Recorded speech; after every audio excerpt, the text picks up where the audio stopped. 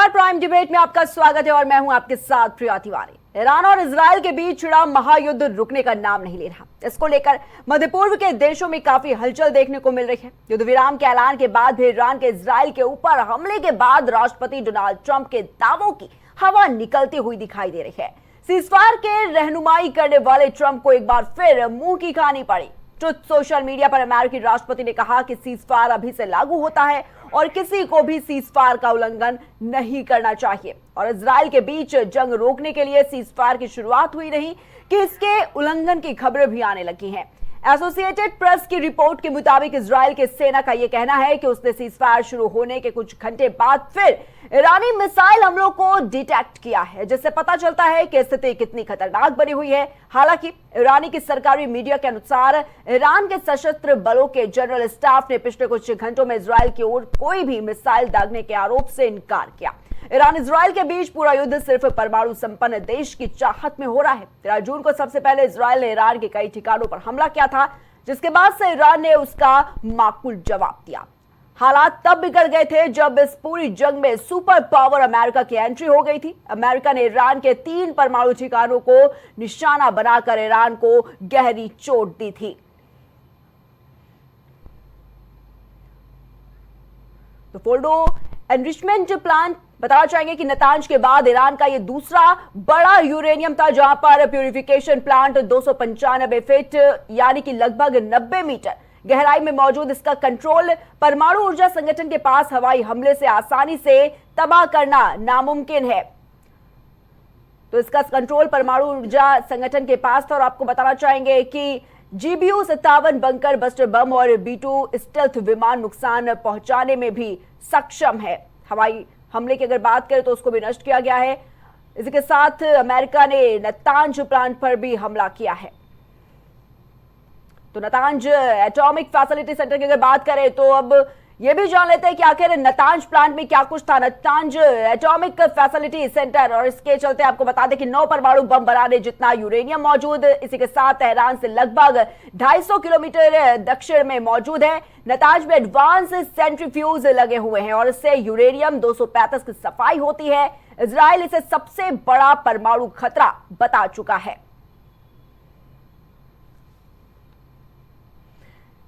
वही तीसरा बड़ा हमला अमेरिका ने इस्फहान पर किया है। आपको बताना चाहेंगे कि परमाणु टेक्नोलॉजी सेंटर है और ये यूरेनियम कन्वर्जन फैसिलिटी है। कच्चे यूरेनियम को गैस में बदला जाता है। न्यूक्लियर फैसिलिटी की शुरुआत साल 1999 में हुई। इसी के साथ इस्फहान में ईरान का एक बड़ा एयरबेस है। इस्फहान में हथियार बनाने वाली फैक्ट्रियां भी है। इसी के साथ इजराइल ने 13 जून को यहां ड्रोन से हमले किए थे।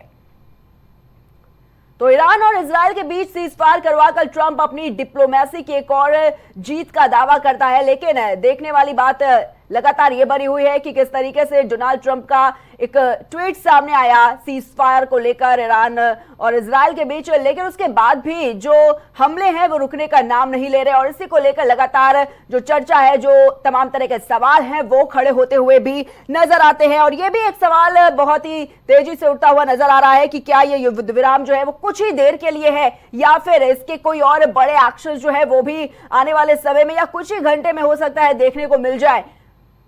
क्योंकि जिस तरीके से डोनाल्ड ट्रंप का ये ट्वीट सामने आया, जिस तरीके से सीजफायर को लेकर एक बड़ा संदेश दिया, तमाम तरह के सवाल कि आखिर सीजफायर के बाद भी कौन उल्लंघन कर रहा है। क्योंकि देखा जा रहा है कि जो हमले हैं वो रुकने का नाम नहीं ले रहे हैं। और ये भी एक बड़ा सवाल कि आखिर जो 12 दिनों में ये जो वॉर की स्थिति देखने को मिली है दोनों देशों के बीच, क्या कुछ इससे हासिल हुआ है।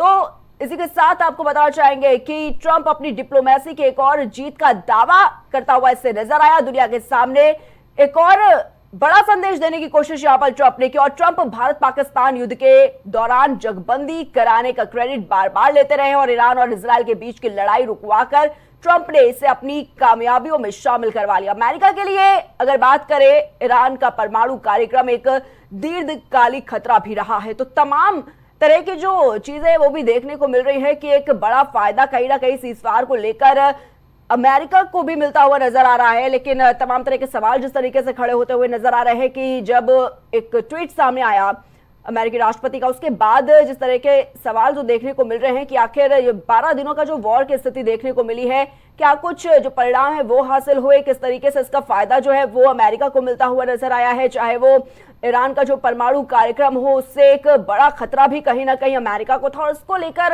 अगर ईरान की बात की जाए तो डेथ टू अमेरिका का नारा लगातार ईरान देता रहा है, यूएस को भड़काता रहा है इसको लेकर। और इसी बीच अमेरिका की अगर बात करें तो लंबे समय बाद ईरान की इन गीदड़ भपकियों का जवाब देने का मौका भी कहीं ना कहीं डोनाल्ड ट्रंप को मिलता हुआ नजर आया है। तो तमाम तरह के सवाल कि आखिर क्यों सीजफायर की बात यहां पर अमेरिकी राष्ट्रपति ने की, क्योंकि देखा गया जब भारत और पाकिस्तान के बीच भी एक वॉर जैसी स्थिति नजर आ रही थी, उस बीच कैसे डोनाल्ड ट्रंप का ही मैसेज आता है, एक ट्वीट देखने को मिलता है शाम को। और उसी के बाद तमाम तरह के फिर से सवाल खड़े होते हैं कि आखिर क्यों ये मैसेज वहां से आया, क्यों ये ट्वीट सामने आया, जबकि अगर भारत की बात की जाए तो भारत की तरफ से किसी भी अधिकारी का इस पर कोई भी बयान सामने नहीं आया। और एक बार फिर से अमेरिकी राष्ट्रपति डोनाल्ड ट्रंप ये कहते हुए नजर आए कि दोनों ही देश जो है वो हमारे पास आए थे और शांति की बात कर रहे थे, और इसी के चलते ही हमने जो सीजफायर है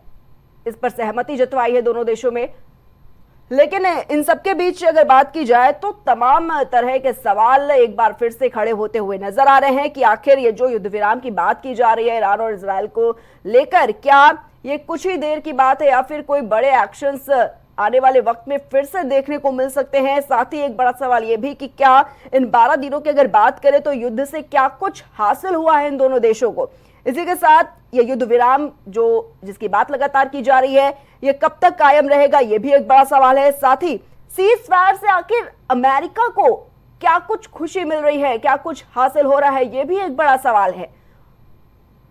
इसी के साथ अगर बात की जाए जिस तरीके से देखा जा रहा है ईरान और इजराइल के बीच, जिस तरीके से अमेरिका बीच में कूद पड़ा, कहीं ना कहीं अगर बात की जाए तो ट्रंप की कूटनीतिक जीत भी इसको बताया जा रहा है। तो ऐसे तमाम तरह के सवाल हैं जो देखने को मिल रहे हैं और आज इसी पर प्राइम डिबेट में हम खास चर्चा करेंगे। पैनल पर हमारे साथ जो खास गेस्ट है वो भी जुड़ चुके हैं। सबसे पहले हम आपको उनसे परिचय करवा देते हैं। हमारे साथ प्राइम डिबेट की इस खास चर्चा में डिफेंस एक्सपर्ट अनुपम तिवारी जी जुड़ चुके हैं। अनुपम जी बहुत बहुत स्वागत है आपका। साथ ही विदेशी मामलों के जानकार आलोक भदौरिया जी भी हमारे साथ इस खास चर्चा में जुड़ चुके हैं। आलोक जी आपका बहुत बहुत स्वागत है। वरिष्ठ पत्रकार आदेश शुक्ला जी हमारे साथ जुड़ चुके हैं स्टूडियो से। आलोक जी आपका बहुत बहुत स्वागत है। सबसे पहले अनुपम तिवारी जी के पास जाना चाहेंगे। अनुपम तिवारी जी, जिस तरीके से देखा जा रहा है ईरान और इजराइल के बीच सीज फायर को लेकर ट्रंप का किस तरीके से एक ट्वीट सामने आता है, लेकिन तमाम तरह के सवाल उठते हुए नजर आ रहे हैं कि क्या ये जो सीज फायर है ये ऐसे ही बरकरार रहेगा कि आने वाले समय में बड़ा एक्शन हो सकता है देखने को मिल जाए। अनुपम जी आपको मेरी आवाज मिल रही है? जी जी आवाज मिल पा रही है आपकी। हाँ देखिए, सीज फायर एक बहुत ही स्वागत योग्य चीज है और सबको इसका इस्तेमाल करना चाहिए कि कहीं भी युद्ध हो वो गलत होता है मानवता की दृष्टि से अगर देखें। लेकिन अगर हम सिर्फ इजराइल और मिडिल ईस्ट की राजनीति को देखें, वहाँ के जियो पॉलिटिक्स को देखें तो एक चीज क्लियर हो जाती है कि इजराइल का जो स्वभाव रहा है अब तक का, जब से वो 1949 के आसपास जब से वो अस्तित्व में आया इजराइल, उससे आज तक जितनी इजराइल की उम्र नहीं है उससे ज्यादा इजराइल सीज फायर वायलेशन कर चुका है। और ये एक बहुत ही बिटर ट्रूथ है। 78 से ज्यादा सीज फायर वायलेशन इजराइल खुद कर चुका है, क्योंकि उसको लगातार लड़ाइयां लड़नी पड़ती हैं, उसको लगातार इस तरह की बातें करनी पड़ती हैं जिससे कि वो संघर्ष में दिखता रहे। वो एक अलग मसला है। लेकिन आज जो सीज फायर हुआ है इसकी लॉन्गिविटी की संभावनाएं मुझे पर्सनली बहुत कम लगती है, क्योंकि ये अभी तक इस सीज फायर के टर्म्स डिसाइड नहीं हुए हैं। अब जब तक टर्म्स डिसाइड नहीं होंगे तब तक सीज फायर वायलेशन की संभावनाएं लगातार बनी रहेंगी। क्योंकि देखिए डोनाल्ड ट्रंप तो कह के निकल गए हैं कि दोनों देशों में सीज फायर हो गया, और हमने देखा कि जब सुबह 3:30 बजे डोनाल्ड ट्रंप का ट्वीट आता है उसके बाद से लड़ाई और तेज भड़क जाती है। यानी कोई भी शख्स सीज फायर मानने को तैयार नहीं रहता है। 6 घंटे का समय बीतता है, उसके बाद डोनाल्ड ट्रंप एक बार फिर से सीज फायर का घोषणा ट्वीट के माध्यम से करते हैं। उसके बाद ईरान ये कहता है कि साहब हम तो सीज फायर कर देंगे, कोई दिक्कत नहीं हमको, लेकिन आप इजराइल को चुप करवाइए, इजराइल को बंद करवाइए। इजराइल हमारे ऊपर अभी भी निशाने लगा रहा है। फिर इजराइल की तरफ से एक ट्वीट आता है, लेकिन तब तक ईरान उस पर कुछ हमले कर चुका होता है। तो यही दिखाता है कि कोई गंभीरता नहीं है सीज फायर में।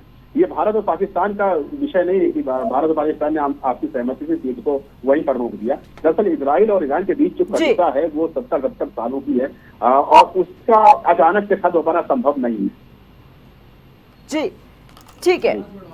आलोक भदौरिया जी हमारे साथ जुड़े हुए हैं। आलोक जी, जिस तरीके से देखा जा रहा है ईरान और इजराइल के बीच सीज फायर करवाकर ट्रंप क्या अपनी डिप्लोमेसी की एक और जीत का दावा कर रहे हैं, क्योंकि तमाम तरह के सवाल इस सीज फायर को लेकर उठ रहे हैं।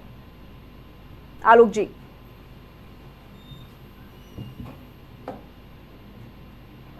मेरी आवाज मिल पा रही है आपको?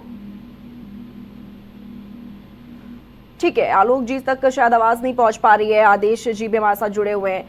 आदेश जी, क्या कुछ कहना है आपका? क्योंकि जिस तरीके से ईरान और इजराइल की अगर बात करें, सीज फायर को लेकर तमाम तरह के सवाल खड़े हो रहे हैं, लेकिन इस बीच जैसे ही ट्रंप का ये ट्वीट सामने आता है, सीज फायर को लेकर उन्होंने ट्वीट किया, क्या ट्रंप जिस तरीके से इस पे कूदते हैं, क्या एक डिप्लोमेसी की एक जीत का दावा कहीं ना कहीं किया जा रहा है? देखिए, आप पिछले लंबे समय से देखिए तो कहीं ना कहीं देशों में टकराव चल रही है, और धीरे धीरे क्या होता है, जब थोड़ा सा लड़ लेता है आदमी तो उसका गुस्सा ठंडा हो जाता है। एक बात ये बहुत पुरानी कही गई है, जब आदमी थोड़ा सा लड़ लेता है या रो लेता है तो उसका गुस्सा ठंडा हो जाता है।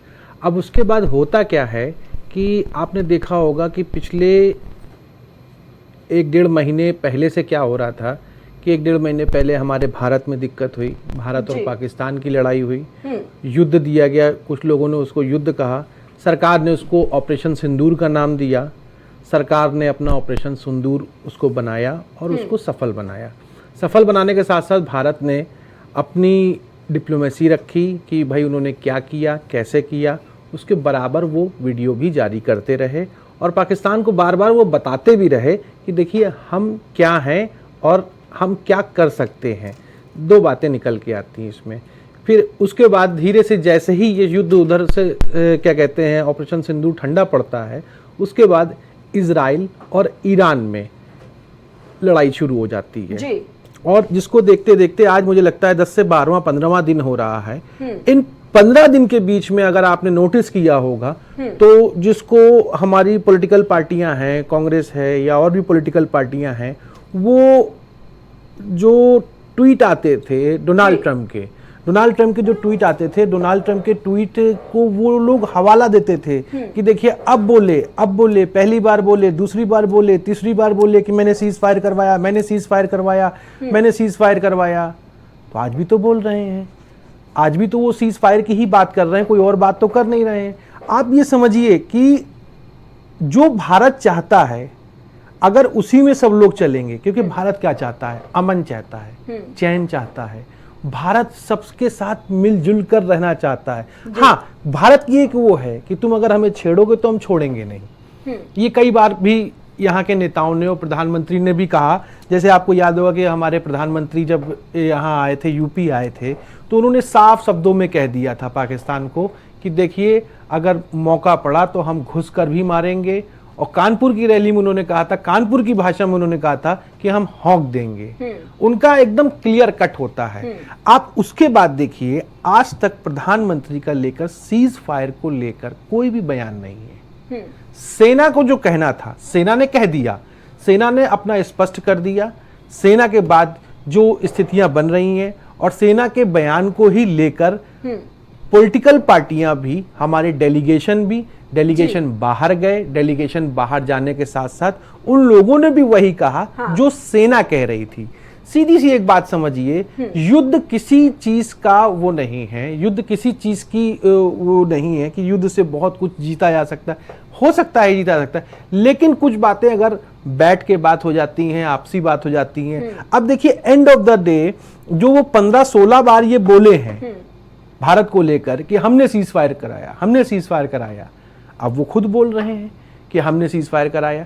तो वो आदेश जी, लेकिन ये भी जानना चाहूंगी, जिस तरीके से अगर भारत और पाकिस्तान के बीच जब वॉर जैसी स्थिति थी, जब डोनाल्ड ट्रंप का मैसेज आता है, इस पर एक ट्वीट करते हैं वो कि सीज फायर के लिए दोनों देश सहमत हो गए हैं, हमने ही शांति करवाई है दोनों देशों के बीच। लेकिन जब सरकार से सवाल किया जाता है कि क्यों अमेरिकी राष्ट्रपति इसमें कूद रहे हैं, क्यों आप कुछ नहीं कह रहे, तब इधर से जवाब आता है। देखिए, इसका भी मैं जवाब देता हूं। मोदी सरकार कहती है कि ऐसा कुछ नहीं है कि हमने आपसी सहमति कराई है। तो क्या ईरान और इजराइल में जो हो रहा है ये भी देखने को मिल सकता है? इसकी आप बात समझने की कोशिश करिए कि जिस तरीके से डोनाल्ड ट्रंप बार बार ये बात कह रहे थे कि भारत और पाकिस्तान का सीज फायर उन्होंने कराया है, ठीक है, वो एक बार नहीं दसियों बार उनके रोज ट्वीट आते थे, रोज ये आते थे, रोज बयान आते थे।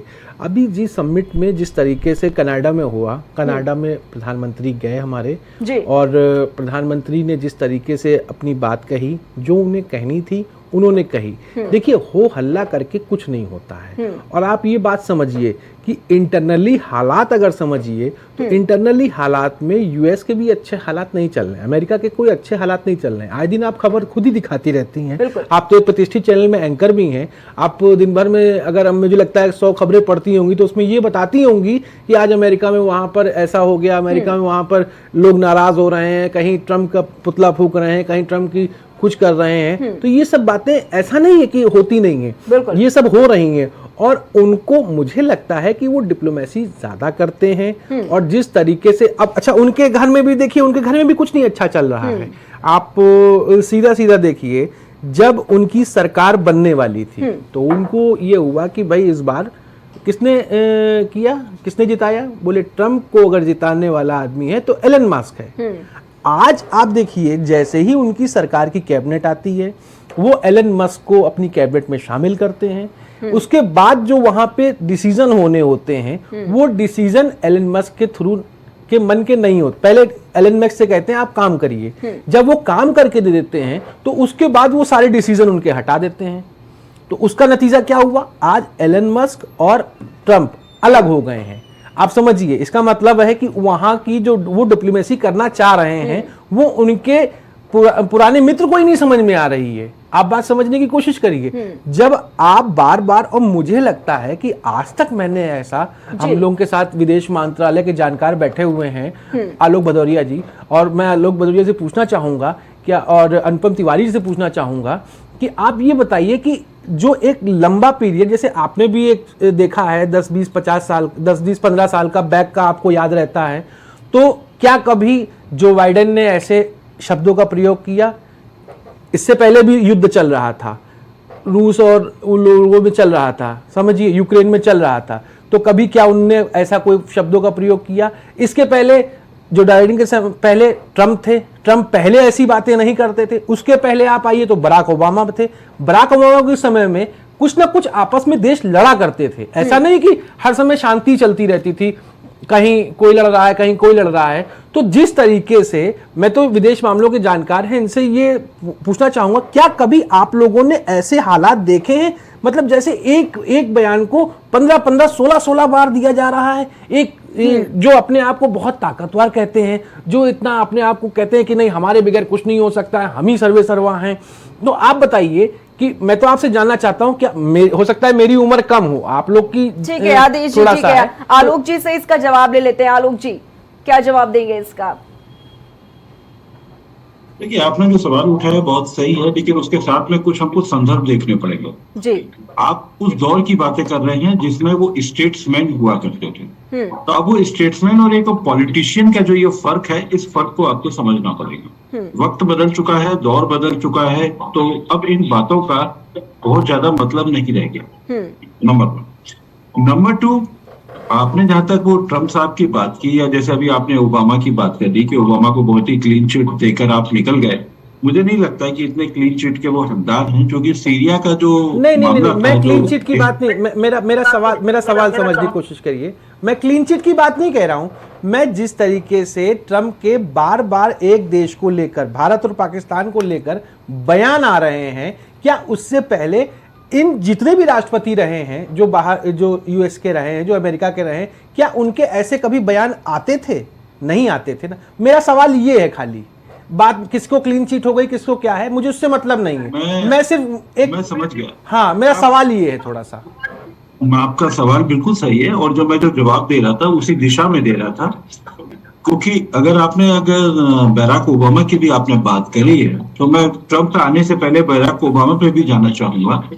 बयान वैसे भी हैं सीरिया के दौर में, जिस समय वो सीरिया का अगर जो भड़काने वाला काम था तो वो उसमें आए हैं, लेकिन ट्रम्प के और उनके बयानों में, दोनों में एक फर्क है। ट्रम्प के जो बयानों में एक हड़बड़ाहट दिखती है। हाँ, एक ऐसे होता है कि कम समय में सारी चीजें समेट लें, जैसे कोई एक छोटा बच्चा होता है ना, वो चाहता है कि सब कुछ समेट लें। प्रॉब्लम सारी ये है। और दूसरी बात, जहां तक है कि आसान भाषा में मुझे समझा दिया कि हड़बड़ाहट दिखती है। मैं समझ गया आपकी, मेरे को मेरा जवाब मिल गया। अब आप अपनी बात कहिए, जो भी कहना है। एक चीज और है, जैसे आप अगर हम लोग इसका संदर्भ अगर केवल आप भारत पाक का लेना चाहेंगे या इजराइल, और अगर इजराइल ईरान का ही तो ताजा है, इसी को लेते हुए आप चलेंगे, आपको ऐसा लगता नहीं कि पूरा एक जो थिएटर है उस थिएटर के हिसाब से स्क्रिप्ट लिखी गई, और स्क्रिप्ट लिखने के साथ में भी जब देखा कि ईरान में ज्यादा तबाहियां हो रही हैं, आप ये मान के चलिए कि ईरान ने बहुत डेवलप किया है अपने प्रोग्राम को, इंटरकॉन्टिनेंटल बैलिस्टिक मिसाइल उसने खासी डेवलप करी है, अच्छी खासी संख्या उसके पास में है, क्योंकि उसका जो एयर स्पेस है ना, एयर स्पेस में ईरान उतना डेवलप अपने को नहीं कर पाया, चूंकि या नहीं करने दिया गया। इसकी वजह अमेरिका का लगातार उसके ऊपर प्रतिबंध लगाए जाए, 18 से प्रतिबंध काफी जबरदस्त था।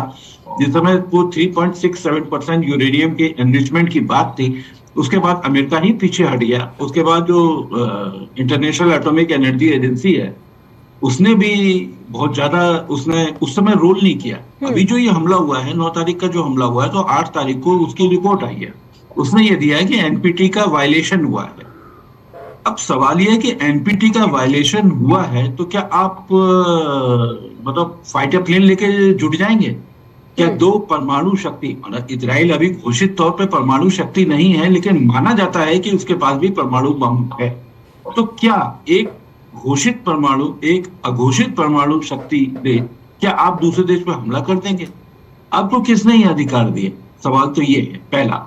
और दूसरा, जहां तक अमेरिका की अगर आप बात करें तो अमेरिका की बातों पर बहुत ज्यादा भरोसा कभी नहीं किया जा सकता है। आप याद करिए कि जब यूएसएसआर का जब विभाजन हुआ था, कई राज्यों में, कई देशों में जब बंट गया था, तो उस समय 2 संधियां भारत में चलती थी, दुनिया में चलती थी शीत युद्ध के दौर में। एक वार्सा पैक्ट होता था और एक दूसरा नाटो पैक्ट होता था। तो उस समय यह तय किया गया था कि वार्सा पैक्ट और नाटो पैक्ट, अब चूंकि शीत युद्ध खत्म हो गया है और लोग अपने एटॉमिक और ये बाकी हथियार को नष्ट कर रहे हैं, उसकी एक सीमा भी बना ली गई थी एनपीटी की, नॉन प्रोलिफरेशन जो टीटीटी, उसके हिसाब से उनको अपने हथियार नष्ट भी करने थे और वो नष्ट किए भी गए। लेकिन उसके बाद हुआ क्या? वार्सा पैक्ट तो तब के यूएसएसआर और आज के रूस ने पूरी तरीके से खत्म कर दिया, लेकिन नाटो तो नहीं खत्म हुआ। नाटो तो पिछले 4 साल में बढ़ता बढ़ता इतना चला गया कि वो यूक्रेन को अपने यहाँ शामिल करने के लिए तो उसने तैयार कर लिया था, कुछ शर्तें बाकी रह गई थी, तभी तो मामला हुआ, तभी तो रूस वहां पे आया। क्योंकि रूस को अगर यूक्रेन अगर शामिल हो जाता, और आप देखिए 2 चीजें हैं, एक तो पहले समझना पड़ेगा 2014 में जो उसने क्रीमिया पे किया, अगर वो क्रीमिया पे कब्जा नहीं करता तो रूस का आना जाना, उसकी माल सामान की जो आवाजाही है, जो कारोबार की है, या जो वॉरशिप्स हैं, वो नहीं जा पाते, क्योंकि रूस समुद्र से घिरा हुआ है, लेकिन बहुत सारा इलाका उसका ऐसा है जो पूरी तरीके से बर्फ में तब्दील हो जाता है, गर्म पानी के उसके पास आसपास के बहुत ही कम है। तो ये उसकी एक मजबूरी थी। अब हम फिर लौट के आते हैं ईरान और इजराइल पर, और आपकी मुख्य चिंता जो है मैं उसी को एड्रेस करना दोबारा से करना चाहूंगा। भारत पाक के भी युद्ध विराम की इन्होंने घोषणा की और इसके भी युद्ध विराम की घोषणा करी। स्क्रिप्ट में इसलिए कह रहा था, ये थिएटर इसलिए मैं कह रहा हूं, उसकी एक वजह है। आपने इजराइल ने हमला किया, इसके बाद पलटवार इन्होंने किया। इजराइल के 2 घोषित उद्देश्य थे, वो ये था कि आप ये न्यूक्लियर जो ठिकाने हैं वो नष्ट कर देंगे, और दूसरी बात है कि ये आप रेजिम चेंज कर देंगे, मतलब ईरान का तख्ता पलट कर देंगे। 2 उसके उद्देश्य थे। तो उन्होंने पहला हमला किया तो पहले में उसको सफलता नहीं मिली और दूसरे में भी सफलता नहीं मिली। अलबत्ता हाँ, कुछ सीनियर लोगों को, 5 साइंटिस्ट को और बड़े बड़े सेना के अफसरों को उसने मार दिया, ये सच्चाई है बिल्कुल।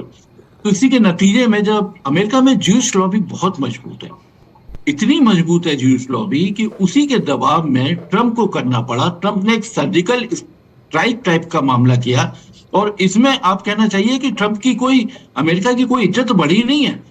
B2 बम वर्षकों का इतना नाम आता है, इतना होता है, इतना मीडिया ने छा दिया एकदम। देखिए, अमेरिका जब लड़ता है ना तो एक इंफॉर्मेशन वॉर भी साथ साथ लड़ता है, वो दोनों चीजें साथ साथ होते। अब B2 बम वर्षक इतना कर रहे हैं, तो अब आप थोड़ा सा जाइए, मैं मान लेता हूं, मान लिया मैंने अमेरिका की दलील की B2 बम वर्षक बहुत जबरदस्त है, वो 100 फुट से 200 फुट तक जा सकते हैं, बिल्कुल जा सकते हैं, गए। अब सवाल, क्या अमेरिका या इजराइल या दुनिया, यूरोप क्या ये नहीं जानते कि अगर आप वहां पर कोई एटॉमिक है या यहाँ पर वो एनरिच्ड अगर यूरेनियम है तो उसका रिसाव हो सकता है, और रिसाव हो सकता है तो क्या आप ये हवा को निर्देश दे सकते हैं कि तुम केवल ईरान की सीमा में ही बहना, बगल में जॉर्डन में मत चले जाना? क्या कोई ऐसा दावा कर सकता है? हवा को आज तक किसने रोक लिया?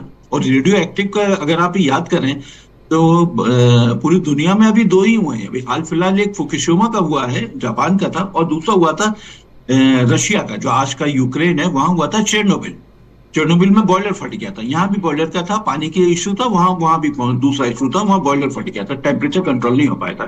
तो लेकिन उसका रिसाव कितना हुआ? उस रिसाव को क्या कोई रोक पाया? अगर वो बम बनाने के करीब भी था तो भी अगर 60% अगर उसका एनरिचमेंट था, संवर्धन उसका प्रोसेस अगर कर दिया गया था यूरेनियम का, तो भाई रिसाव तो होना था ना।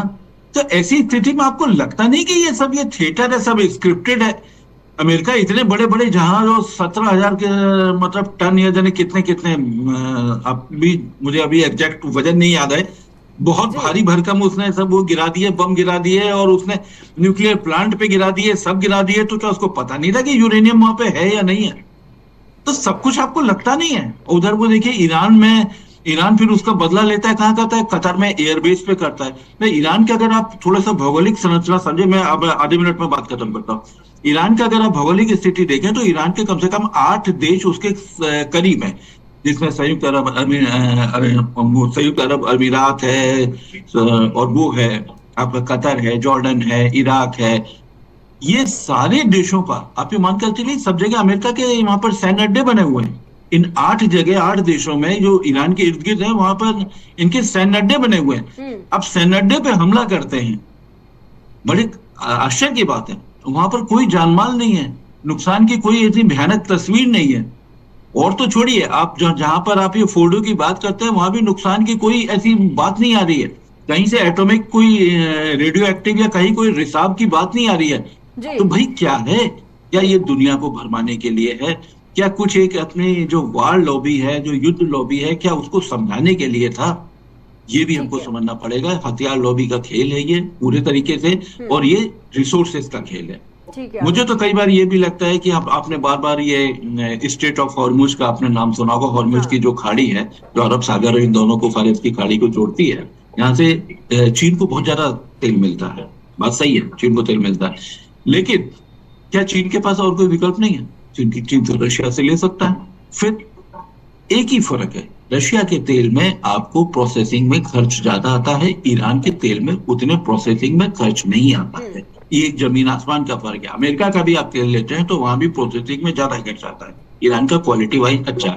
तो कुल मिलाकर सब ये सुर्खियां बटोरने की ट्रम्प साहब की एक हड़बड़ाहट थी, वही उन्होंने किया है। अब जहां तक आती है युद्ध विराम, चलो मैं मान लेता हूँ उन्होंने युद्ध विराम कह दिया। मैं ये भी मान लेता हूँ कि मैं एक कुछ क्षण के लिए मान लेता हूँ कि ईरान भी मान लेगा और इजराइल भी मान लेगा, लेकिन इजराइल का तो ट्रैक रिकॉर्ड अच्छा है नहीं। उसने गाजा में साबित कर दिया कि कितना युद्ध विराम मांगता है। अब सवाल ये है कि क्या वो सत्ता परिवर्तन के बिना मान जाएगा? क्या वो, उसको जब यही नहीं पता कि यहाँ पर यूरेनियम है कहाँ, 60% प्रोसेस किया हुआ, तो बात कहाँ पहुंची? कुल मिलाकर एक अपने हिंदी में कहावत है, उसी के साथ में चलूंगा, 9 दिन चले अढ़ाई कोस वाला मामला है। ठीक है अनुप जी, ठीक है। अनुपम जी से सवाल है मेरा। अनुपम जी, अमेरिका के लिए जिस तरीके से ईरान का परमाणु कार्यक्रम एक बड़ा खतरा रहा है, और इसके बारे में कई चर्चाएं भी देखने को मिली, और ये भी देखा जाता है कैसे ईरान डेथ टू अमेरिका का नारा भी देता है, यूएस को भड़काता रहा है। क्या लगता है अगर सीज फायर होता है, इस पर सहमति की बात जिस तरीके से कही गई, क्या इससे अमेरिका को भी बड़ा फायदा मिलेगा? नहीं, देखिए, इसमें फायदा तो अमेरिका को नहीं मिलेगा, क्योंकि अमेरिका के अंदर जो पॉलिटिकल समस्याएं हैं वो हम सब देख रहे हैं। और मुझे तो ये आशंका है कि जिस तरह ट्रंप साहब धीरे धीरे करके अमेरिका के अंदर अब उनकी जो लोकप्रियता है वो कम हो रही है, कहीं उनके ऊपर महाभियोग जैसा ना चला दिया जाए। क्योंकि आप देखेंगे कि यहाँ पर उनको कुछ भी हासिल नहीं हुआ है। अमेरिका के वोटर्स भी उनसे पूछ रहे हैं कि साहब आप क्यों इस युद्ध में कूद गए जिससे आपका कोई लेना देना नहीं था, और आपको ऐसा क्या दिख गया ईरान के अंदर कि आपने उसके ऊपर अटैक भी कर दिया और उसके बाद उससे सीज फायर भी कर लिया। उसने अमेरिकन एयरबेस पे हमला कर दिया। सबसे बड़ी बात तो यही है, अमेरिका के एयरबेस पे हमला होता है और अमेरिका का राष्ट्रपति ट्वीट करता है कि साहब हम बदला नहीं लेंगे। अमेरिका ने आज तक ऐसी बात नहीं कही थी, और ये साफ साफ दिखाता है कि अमेरिका ने हमेशा छोटी छोटी घटनाओं को बहुत बड़ा दिखा करके और दूसरे देशों पर वो टूट पड़ता था। आज अपने सबसे बड़े एयर बेस के ऊपर, मिलिट्री बेस के ऊपर जब हमला होता है, उसके बाद डोनाल्ड ट्रंप कहते हैं कि अब हम बदला नहीं लेंगे। ये साफ दर्शाता है, मैं भदौरिया जी की बात से काफी हद तक सहमत पाता हूं अपने आप को, कि ये बहुत कुछ थिएट्रिक्स है, बहुत कुछ पर्दे के पीछे चल रहा है और दिखाया कुछ और जा रहा है। तो अमेरिका का नेचर आप बदला हुआ देखेंगे तो अमेरिका एक्चुअली इस समय नुकसान में है, फायदा कुछ नहीं है उसको, वो नुकसान में है। राष्ट्रपति ट्रंप नुकसान में है, और राष्ट्रपति ट्रंप की जो लालच है ना नोबेल का शांति पुरस्कार पाने की जो उनकी चाहत है, वो चाहत कहीं ना कहीं उनको और ज्यादा अलोकप्रिय बना रही है, अपने देश में भी, अपने देश के बाहर भी। अब ये जो भी सीन चला है पिछले 12 दिनों तक, उस सीन की एनालिसिस होगी, उसके एक एक पॉइंट, एक एक पहलू पकड़े जाएंगे। क्या ऑब्जेक्टिव थे इजराइल के, क्यों लड़ाई करना चाह रहा था ईरान के साथ, ईरान ने कैसे रिटेलिएट किया, और कैसे ईरान भारी पड़ गया, जिसके ऊपर दशकों से सैंक्शंस लगे हुए थे, वो कैसे इजराइल के ऊपर भारी पड़ गया।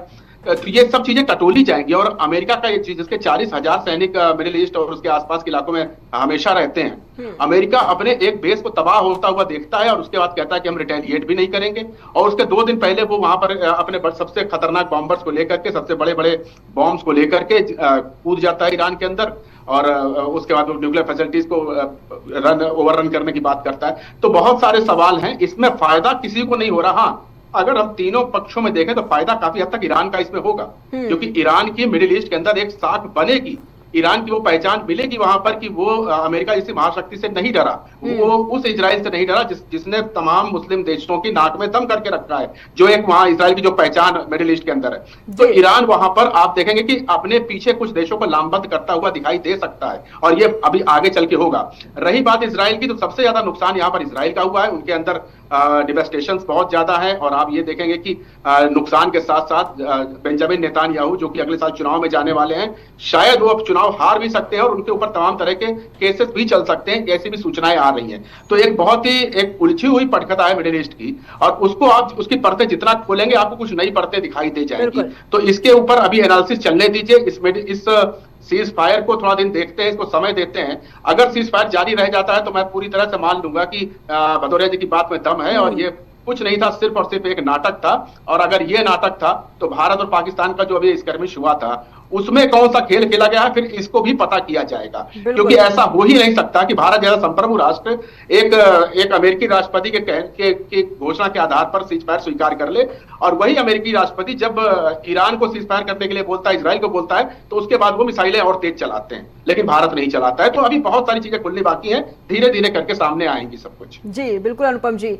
आदेश जी, लेकिन जिस तरीके से अगर बात की जाए, ईरान लगातार बहुत सारी गीदड़ भपकियां देता रहा है अमेरिका को, डेथ टू अमेरिका का नारा देता था, और यूएस को कैसे भड़काता रहा है, काफी चर्चा में रहा है। क्या लगता है इस बार क्या अमेरिका को एक मौका मिला है इन गीदड़ भपकियों को लेकर सबक देने का ईरान को? क्योंकि इस वक्त जो इंटरनेशनली पॉलिटिक्स चल रही है, जिस तरीके से अभी बताया आलोक भदौरिया जी ने कि एक थिएटर की तरह है, इसके पीछे क्या चल रहा है क्या नहीं चल रहा है, बहुत सारी चीजें उलझी हुई है, बहुत कंफ्यूजन भी देखने को मिल रही है। लेकिन अब बात वही है ना कि काफी ज्यादा इस पे पॉइंट सामने आ रहे हैं कि ऐसा भी हो सकता है, किस तरीके से अमेरिका को भी इससे हो सकता है कि फायदा मिले। आपको क्या लगता है इस पर? देखिए, अभी तक जैसे हम लोगों की डिबेट में जो भी हम लोगों के पैनल में लोग हैं, वो हम लोगों का एक हेल्दी डिस्कशन हुआ। बिल्कुल। जैसे अभी क्या कहते हैं, हम लोगों के आलोक भदौरिया जी ने हम लोगों को बताया कि एक थिएटर की तरह चल रहा है। क्या चल रहा है, वेट करना पड़ेगा भाई।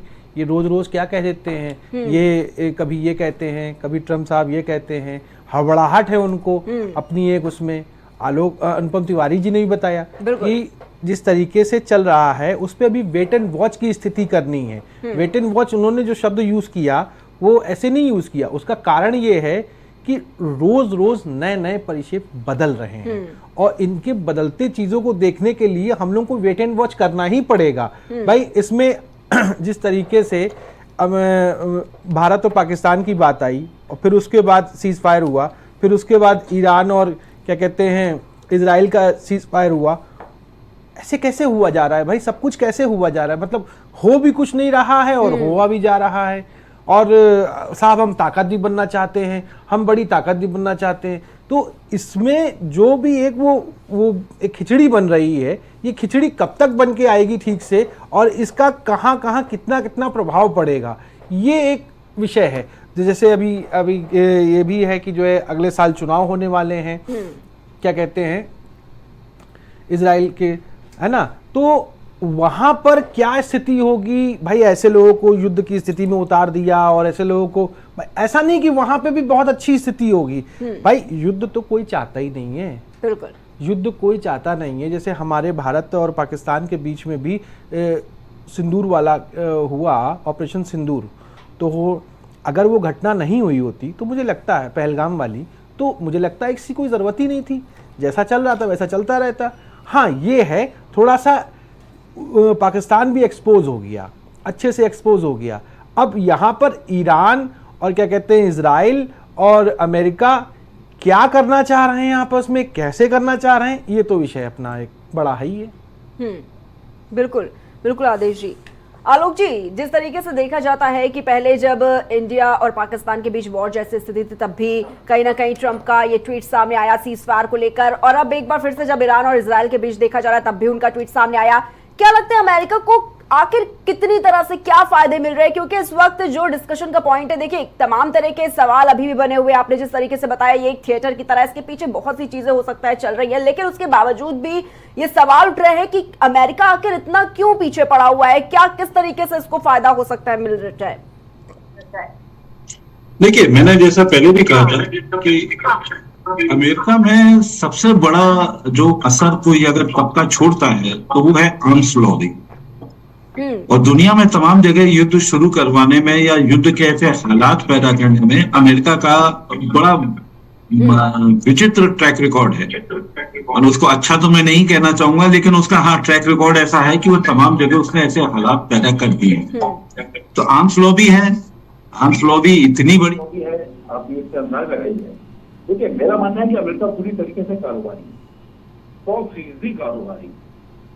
उसको अपना सामान बेचना है, उसको अपना हथियार बेचना है। आप याद करिए जब नमस्ते ट्रंप जब भारत में हुआ था तो हमारे ट्रंप साहब का क्या था, अगर भारत के ही क्योंकि बात की होती है तो मैं वो भी एक याद दिलाना चाहूंगा। उनका एक बड़ा जुमला था, भारतीय संदर्भ में जुमला नहीं, मतलब वैसे एक जो जुमला था वो यह था कि हार्ले डेविडसन बहुत टैक्स लगाता है, India tax too much, India levy too much taxes. वो हार्ले डेविडसन को लेकर हुए मतलब एक प्रतीक के तौर पर उन्होंने हार्ले डेविडसन उठाया था। लेकिन उसके बाद भारत ने क्या किया?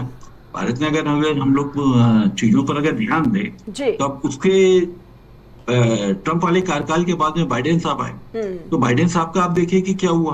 बाइडेन साहब का जहाज यहाँ पर G20 से उड़ता है और यहाँ पर बादाम से लेकर तमाम जगह उनके ऊपर वो टैरिफ कम कर दिया जाता है, इम्पोर्ट ड्यूटी कम कर दी जाती है।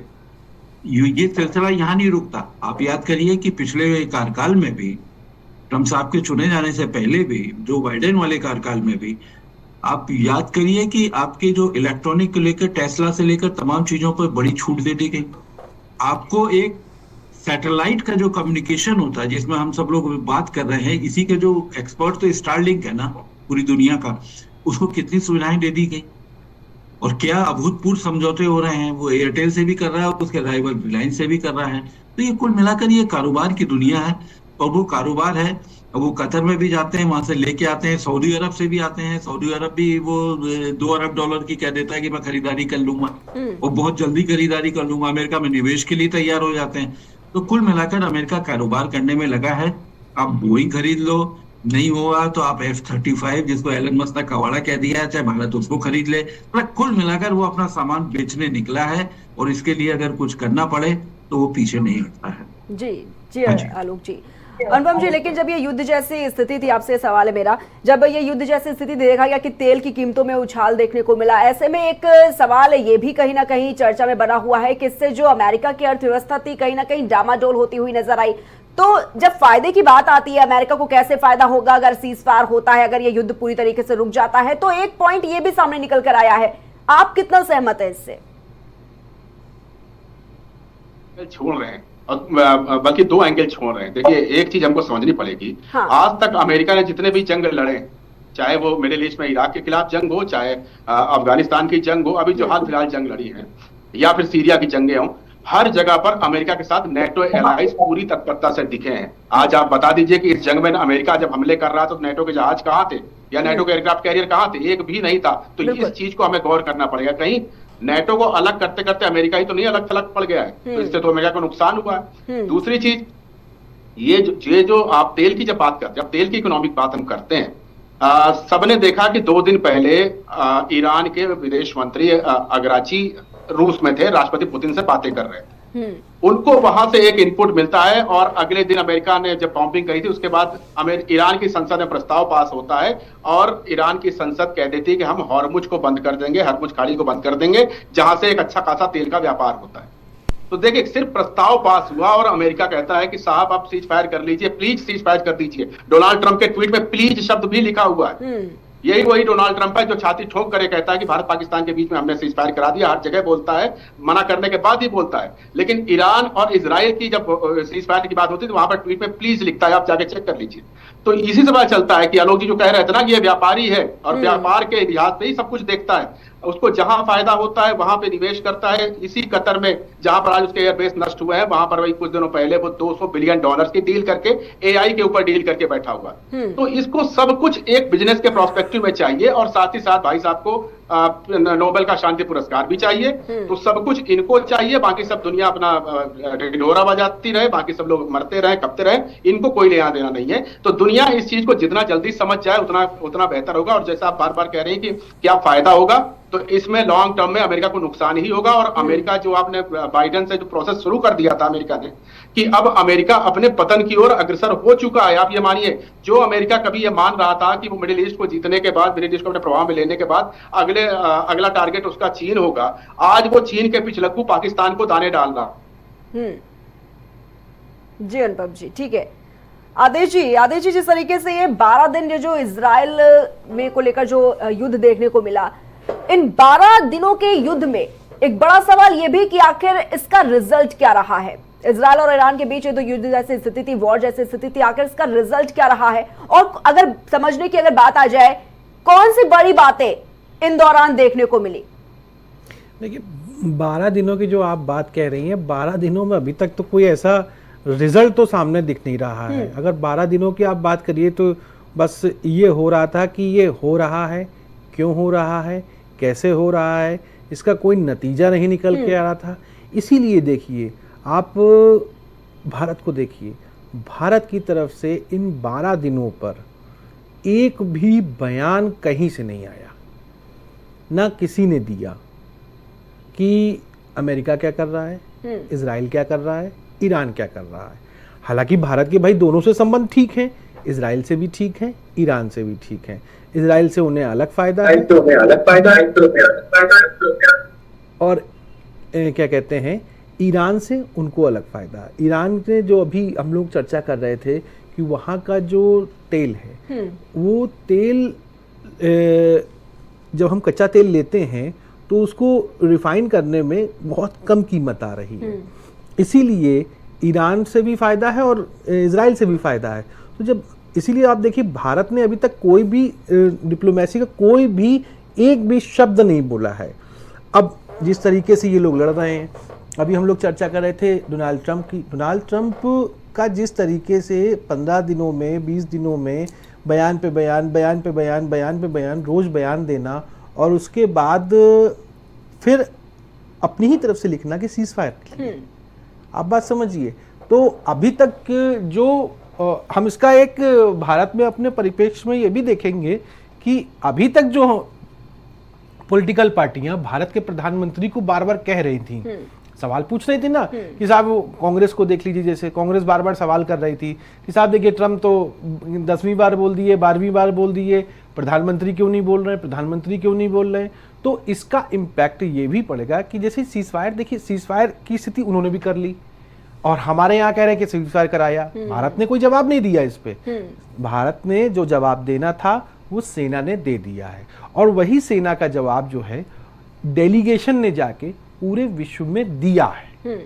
तो आप ये समझिए कि ये जो इनका खिचड़ी पकाए हुए हैं और ट्रम्प को जिस तरीके से सब कुछ जल्दी जल्दी चाहिए और मतलब हो भी जाए और कुछ करे भी ना और काम भी करें, सिर्फ वही चल रहा है। बिल्कुल आदेश जी। लेकिन जब दो देशों के बीच में वॉर की स्थिति देखी जाती है, उस दौरान अगर कोई दूसरा देश कूदता है बीच में, अगर वो समझौता करा रहा होता है, तब एक बड़ा सवाल ये भी उठता है कि आखिर इस देश को क्या फायदा है। लेकिन अभी डिफेंस एक्सपर्ट ने जिस तरीके से कहा कि अनुपम जी ने जिस तरीके से कहा कि इससे अमेरिका को कोई फायदा नहीं, हालांकि नुकसान ही देखने को मिला, लेकिन पूरे वैश्विक स्तर पर एक बड़ा चर्चा होती है, बड़े तौर पर चर्चा देखी जाती है कि आखिर इस देश को क्या फायदा मिल रहा है। और यही अमेरिका के साथ भी इस बार हो रहा है कि जब ईरान और इजराइल को लेकर जब युद्ध जैसी स्थिति है, जब बीच में अमेरिका कूदा, तब ये सवाल इसके लिए भी उठा कि आखिर इसको कैसे फायदा हो रहा है। बार बार ये फायदे की बात इसलिए क्योंकि ये एक इंटरनेशनल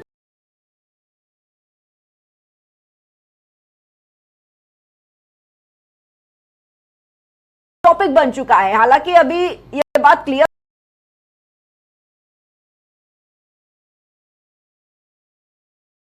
जी जी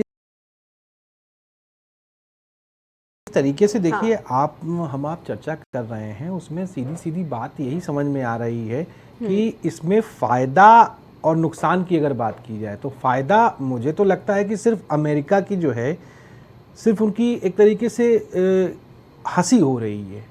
जैसे बात बात पे उन्होंने कहा कि हमने सीज़ फायर करा दिया 15-16 बार हमारे लेके बोल चुके कि साहब हमने अब अपने यहाँ भी कर लिया, तो उसमें भी साहब प्लीज़ लिख रहे हैं अपने ट्वीट में भी, प्लीज़ प्रेस नोट में भी प्लीज़ लिखते हैं कि प्लीज़ सीज़ फायर हो जाए, है ना। उसके बाद देखिए जैसे सीज़ फायर का आदेश आता है तो उसके सीज़ फायर की बात आती तो उसके बाद ईरान फिर हमला करता है। ऐसा नहीं करता है कि एकदम शांत बैठ गया कि बहुत शांति से बात हो रही है।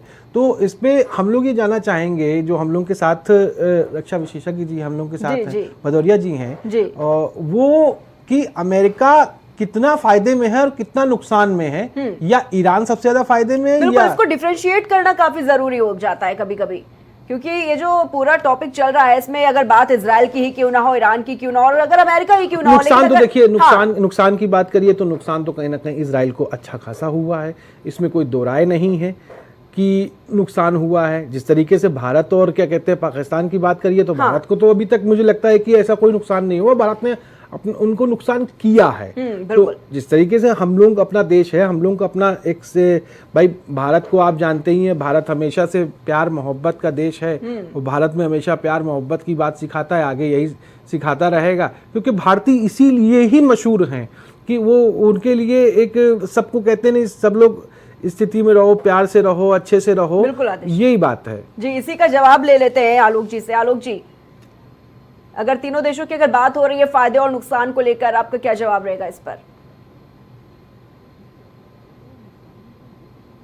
नुकसान के लिए नहीं देखे जाते, युद्ध होता है अपनी पोजीशनिंग के लिए, कि आपकी छवि किस तरीके से बनती है अंतर्राष्ट्रीय स्तर पर, और आप अपना कोई असर अंतर्राष्ट्रीय पटल पर छोड़ पाते हैं या नहीं छोड़ पाते हैं। युद्ध हमेशा इसलिए होते हैं।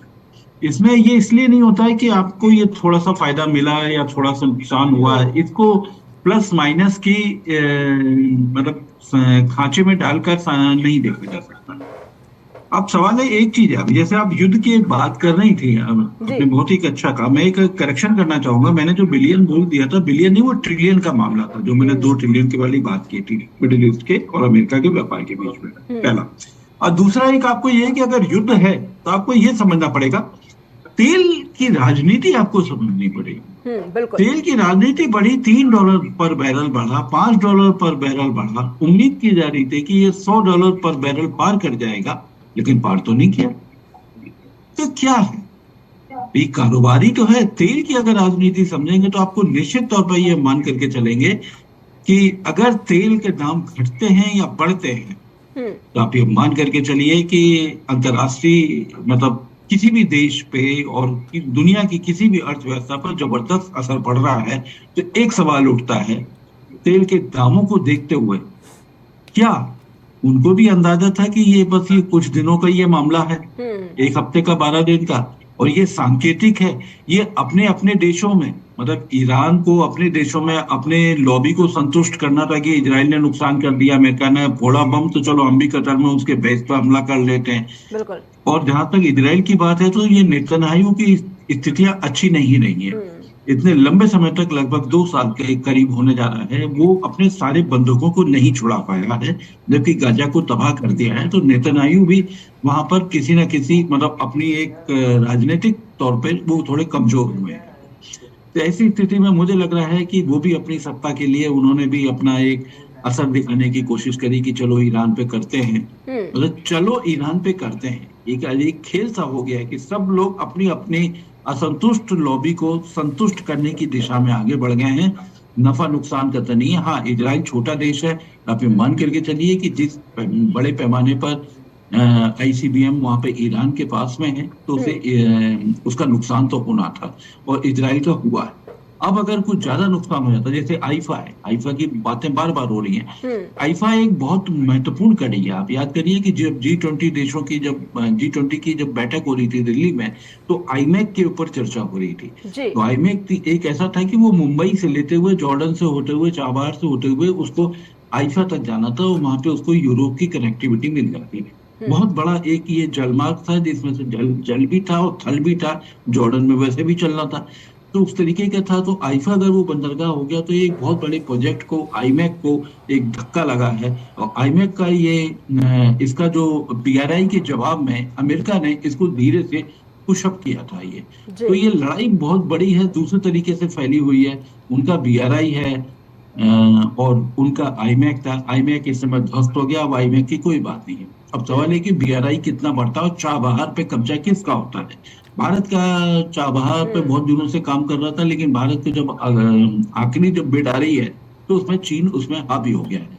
अब अगर चाबहार पर अगर वो मतलब ईरान के इस हिस्से में जहाँ पर सबसे ज्यादा मालवाहक जहाजों की जब आवाजाही होती है, उस पर अगर चीन का अगर असर बढ़ रहा है, तो आप ये मान करके चलिए कि अप्रत्यक्ष तौर पे किसको निशाना बनाया जा रहा था, ये बहुत साफ है। और इसको लेकिन अभी शब्दों में एकदम से बयान नहीं किया जा सकता, लेकिन हाँ शक तो जाता है कि निशाना किसी और को बनाया जाना था। चाबहार पर उसका नियंत्रण धीरे धीरे चीन का खत्म किया जाना था और यही स्थिति है। मुझे लगता है तो इसके मद्देनजर अगर नफा नुकसान सोचेंगे तो अमेरिका नुकसान पे नहीं। जी ठीक है आलोक जी। अनुपम जी से मेरा आखिरी सवाल है। अनुपम जी, ये जो युद्ध विराम की बात हो रही है, क्या लगता है आपको ये जो युद्ध विराम है ये क्या एक परमानेंट सोल्यूशन है या फिर ये कुछ ही देर की बस बात है? क्योंकि देखा जा रहा है सीज फायर का उल्लंघन तो हो ही चुका है, हमले फिर से हो रहे हैं, इसको लेकर क्या कहेंगे आप? सर, एक बहुत पुरानी कहावत है कि इजराइल सीज फायर करता है, लेकिन जब भी वो सीज फायर होता है तो उसमें दूसरा जो पक्ष होता है वो सीज करता है और इजराइल फायर करता है। और ये बहुत पुरानी कहावत है, आप चेक कर लीजिएगा। तो सीज फायर कम से कम मिडिल ईस्ट में, जहां पर इजराइल एक बहुत बड़ा प्लेयर है, वहां पर सीज फायर टिक पाएगा, इसकी चांसेस बहुत कम है, क्योंकि यहाँ पर इजराइल को नुकसान हुआ है। और वो नुकसान हुआ है वो सिर्फ आर्थिक नुकसान नहीं, जानी तौर पर काफी लोगों को जाने भी गई हैं, बिल्डिंगें धराशायी हुई हैं। और आप ये भी देखेंगे हाइफा पोर्ट तबाह हो चुका है, पूरा का पूरा पोर्ट ही खत्म हो गया। तो अगर ईरान का तो नुकसान हुआ ही है, इसमें कोई शक नहीं है, लेकिन उसके बनिस्बत जो इजराइल जो एक छोटी सी जगह थी, वहां पर कंसंट्रेटेड पॉपुलेशन थी, वहां पर अगर आप हुए नुकसान को देखेंगे तो इजराइल इस नुकसान को इतनी आसानी से पचा नहीं पाएगा। उनका जो भी एक जो एआई प्रोजेक्ट था जो माइक्रोसॉफ्ट के साथ मिलकर चल रहा था, वो पूरी बिल्डिंग उड़ा दी गई है। मोसाद के हेडक्वार्टर पर मिसाइल गिरी है। तो इस सब चीजों पर इजराइल नहीं भूलने वाला है, इजराइल पलटवार करेगा। लेकिन हाँ, अब ये अमेरिका के ऊपर है कि वो अपने साथी को कब तक शांत रख पाता है। ये डोनाल्ड ट्रंप के ऊपर है कि वो अब आगे की जो चुनौतियां उनको कैसे डील करते हैं। और मिडिल ईस्ट में जो ईरान एक बड़ा प्लेयर बनता हुआ अब दिखाई दे रहा है, क्या उसके पर कतरने के लिए कुछ और व्यवस्था करी गई है? क्योंकि ये तो निश्चित है कि अगर यहाँ पे अमेरिका वापस जाता है और इनको ऐसे ही छोड़ देता है सीज फायर की स्थिति में, तो ईरान के अंदर एक ये भावना आएगी कि वो रूस वगैरह के साथ मिलकर के, जो कि एक वो फ्रंट बनाना चाह रहा था कि रूस के साथ, चीन के साथ और ईरान का एक फ्रंट बन जाए और इस फ्रंट को एंटी नेटो जैसा एक फ्रंट बना लिया जाए।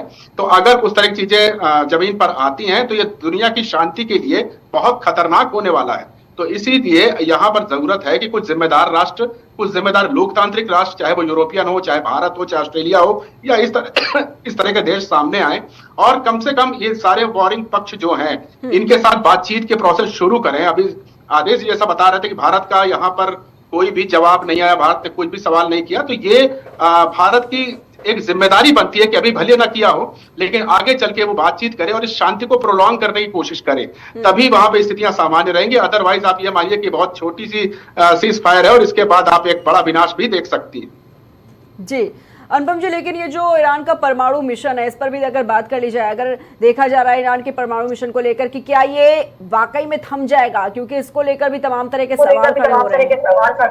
अनुपम जी, ये बात सही है कि परमाणु फैसिलिटीज के ऊपर हमला हुआ है, जबरदस्त हमला हुआ है, और उन फैसिलिटीज को दोबारा बिल्डअप करने में ईरान को समय लगेगा। लेकिन ये भी बात सही है, मैं आलोक जी की बात से सहमत हूँ कि चूंकि वहां पर परमाणु रिसाव नहीं हुआ, तो ये कहना बिल्कुल सही होगा कि वहां से वो सारे रिसोर्सेस, वो सारे न्यूक्लियर इन्वेस्टमेंट के प्रोग्राम, वो जो सैकड़ों किलो यूरेनियम था, वो सब वहां से ले जाया जा चुका है, कहीं सुरक्षित जगह पर रखा गया है। तो परमाणु प्रोग्राम, अब एक चीज और ध्यान रखें कि एक तो साइंटिस्ट की लॉबी थी जो इस प्रोग्राम चाह रही थी, उसको एलिमिनेट किया जा चुका है। तो परमाणु प्रोग्राम जो ईरान का है वो कुछ दिनों के लिए हाल्ट जरूर होगा, इसमें कोई दो राय नहीं है। लेकिन ऐसा हम बिल्कुल नहीं कह सकते कि वो दोबारा कभी परमाणु बम नहीं बनाने की तरफ जाएगा। ऐसा इसलिए मैं कह रहा हूं क्योंकि देखिए, आप वैज्ञानिकों को मार सकते हैं लेकिन उस ज्ञान को नहीं मार सकते जो ऑलरेडी उन वैज्ञानिकों ने अपने लोगों को दे रखा है। तो वो लोग ये इसके ऊपर काम करेंगे, निश्चित तौर पर काम करेंगे। और अब उनके ऊपर कहीं ना कहीं राष्ट्रपति पुतिन का हाथ भी मैं देखता हूं, रूस का हाथ देखता हूं, उनके संरक्षण में ये प्रोग्राम चलता रहेगा। हाँ, अब ये इजराइल को देखना है कि वो इस चीज को कब तक सहन कर सकता है, क्योंकि इसमें कोई शक नहीं है, इजराइल को मैं इस बात पर मानता हूं, वो सही कह रहा है कि अगर ईरान ने परमाणु बम बना लिया तो उसका पहला निशाना इजराइल ही होगा, इसमें कोई शक नहीं है। जी, तो ये परमाणु की जो स्थिति है वो काफी चिंताजनक है, और इसके ऊपर तमाम दुनिया के को देखना पड़ेगा, तमाम जो जिम्मेदार देश हैं उनको बात करनी पड़ेगी। और यहाँ पर डोनाल्ड ट्रंप जैसे व्यक्तियों को, जो एक बड़े देश के राष्ट्रपति हैं, उनको अब ये कम से कम अपनी कुछ व्यवहार में परिवर्तन लाना पड़ेगा और उनको लीड करना पड़ेगा यहाँ पर आकर। जी ठीक है अनुपम जी, चर्चा को यहीं पर समाप्त करेंगे। बहुत बहुत धन्यवाद आप सभी का हमारे साथ इस खास चर्चा में जुड़ने के लिए। तो हमारे साथ डिफेंस एक्सपर्ट अनुपम तिवारी जी जुड़े हुए थे, साथ ही विदेशी मामलों के जानकार आलोक भदौरिया जी हमारे साथ इस खास चर्चा में जुड़े हुए थे, साथ ही वरिष्ठ पत्रकार आदेश शुक्ला जी हमारे साथ इस खास प्राइम डिबेट की चर्चा में जुड़े हुए थे।